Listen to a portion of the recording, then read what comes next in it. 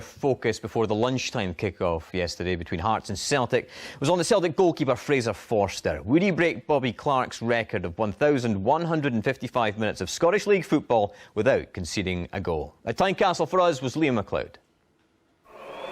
Well, Hearts are unbeaten in 4 games, and Gary Locke can bring back Kevin McHattie from suspension. Also coming back from a ban is Callum Patterson, with Paul McCallum on his own up front.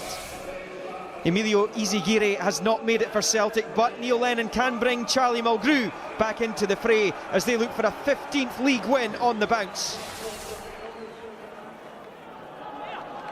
15th league win in a row. Fraser Forster looking for a 13th clean sheet in a row as that ball comes in towards Griffiths. Still to get off the mark for Celtic. Former Highby. He's not Mr. Popular around here.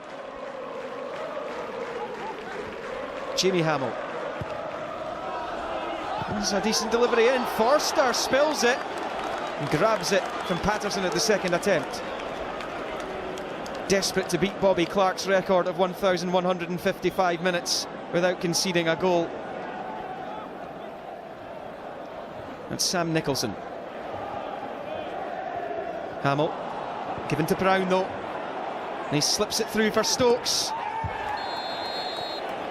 Well, they'll get the corner here as Anthony Stokes drove for goal.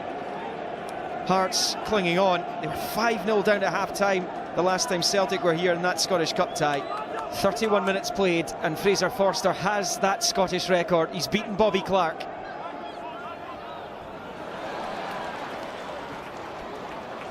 Nicholson couldn't force it past Efe Ambrose. Griffiths. In the treatment from the stands, as he would have expected, I'm sure. Commons has a dig. Well, he got a hat-trick in the Scottish Cup 4th round rout. The Celtic won 7-0. He'll be quite happy, Neil Lennon, sitting in his seat just now, guiding his team through the league campaign undefeated. Is a big goal of his now. Jamie McDonald's there to deny Stokes. Here's a second effort blocked. Oh, he's been brilliant for Hearts this season, Jamie McDonald there, number 1.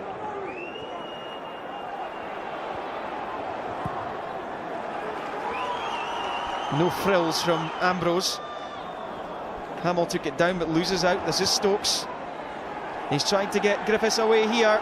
Griffiths shrugs off one. Danny Wilson comes to meet him. Good play from Griffiths! And the man the heart of Midlothian fans love to hate is back to haunt them.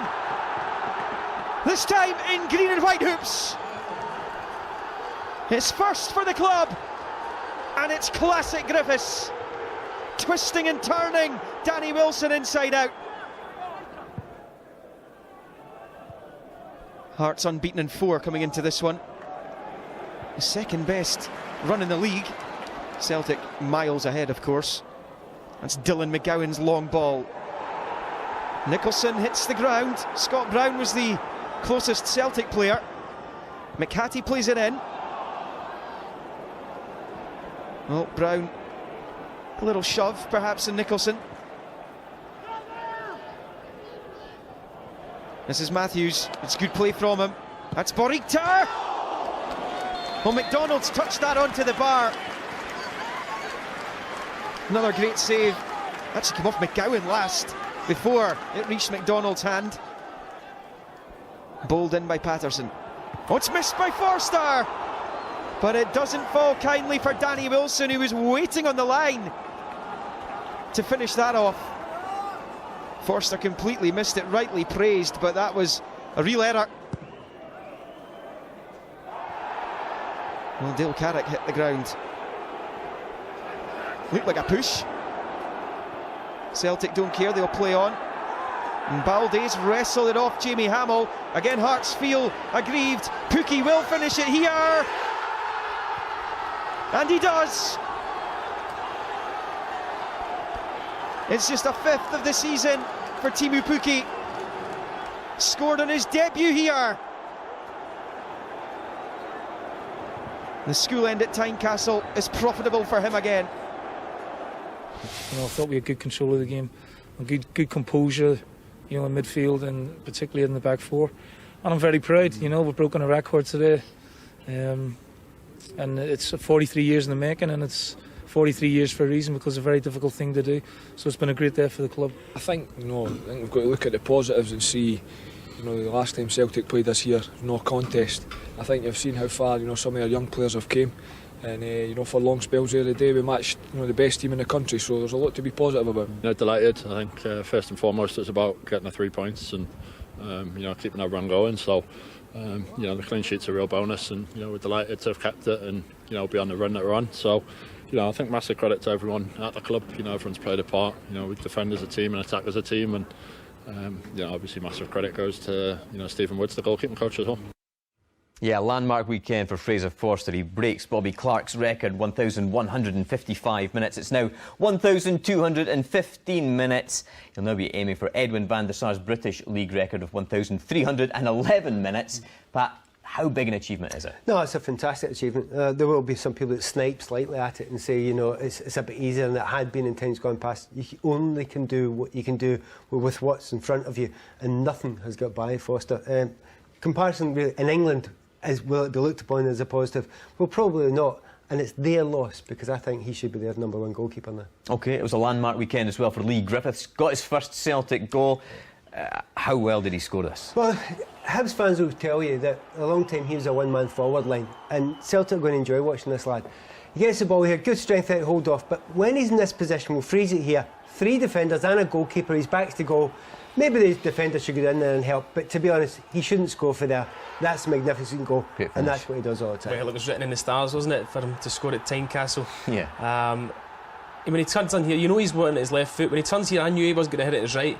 Gets it back onto his left really, really well, and whenever he hits that ball with his left foot, he always gets it on target, always across the keeper. He's a brilliant finisher.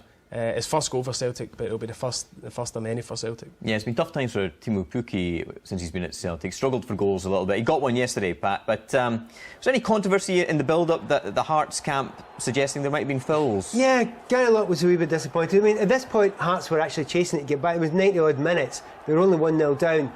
He complained that was a foul as well. I have to mention Pukki here. Could have possibly passed out wide, but I mean, most of the fouls are going to finish there. But here, this is it, sums up. Was this a foul? Soft. No. For me, that's just, you've got to be strong. And it's about being strong. I mean, a lot of the time people are going down as soon as they feel anything near them. I think he's just trying to shield it out there. And I don't think Baldy's done anything wrong other than being a big, strong, athletic forward who's going to win the ball right. I don't think they've got any complaints about that, to be absolutely honest with you. But having said that, I still think the Hearts did well to do much better than they had done last time. Yeah, nice finish from Pukki. Let's talk about Neil Lennon. A lot of paper talk recently about potentially maybe a move at some point. He's been at Celtic for almost 4 years now. Norwich City have been mentioned. How credible is all this chat, would you say, Pat? No, it was credible, simply because he's a very, very good manager, and because of how well he's done in Europe. There's no doubt about that at all. So there will be teams, down in England particularly, that will be looking at him. It would be a real shame if he goes, because he's been doing a great job, and I think he'll continue to do a great job, but only one man will make that decision. It's Neil himself. Does he think he can take Celtic further? I personally hope he stays.